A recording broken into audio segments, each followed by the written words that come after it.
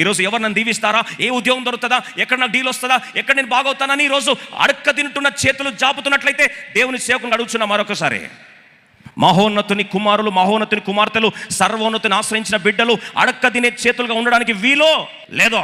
నువ్వు అడక్క తింటున్నావు, ఈరోజు ఇతరులను అడిగే పరిస్థితిలో ఉన్నావంటే తప్పు ఎక్కడో జరిగింది, ఎక్కడో కాదు. నువ్వు మహోన్నతుని నువ్వు ఆశ్రయము పొందలేదు.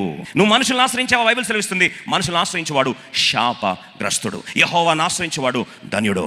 వాడు నీటి కాలంలో ఎవరైనా నాటబడిన వాడై క్షామమందు కూడా వాడు ఫలమిచ్చే చెట్టు వలె ఉంటాడు. ఎందుకంటే ఎండ వేడి తగిలినా సరే, పరిస్థితులు ఎలా ఉన్నా సరే, కాపు లేని సంవత్సరం అందు కూడా, వెట్టలేని సంవత్సరం అందు కూడా ఆ వ్యక్తి కాపాడబడతాడని చెప్పిన మాట ప్రకారము ఈ 2026లో నేను ఆశీర్వదించేది ఒకే ఒకడు, ఎవరైనా సర్వోన్నతుడు. నీకు దేవుడు ఏ స్వాస్థ్యం అయితే మహోన్నతుడు సెట్ చేస్తే దాన్ని ఎవరు దొంగలించిన వీలు లేదా. ఈరోజు చూడండి, అబ్రహాం అనేక జనములకు ఎవరండి తండ్రి. ఎన్నో కంట్రీస్, ఎన్నో జీడిపీస్ని శాసిస్తున్న రేంజ్కి వెళ్ళాడు. ఒక మాట చెప్పాలని ఆశపడుతున్నా, అబ్రహాము ఎవరిని ఆశీర్వదిస్తే వారు ఆశించబడతారు, అబ్రహాము ఎవరిని దీవిస్తే వారు దీవించబడతారు. నమ్ముట నీ వలనైతే నమ్మువానికి సమస్తము సాధ్యం.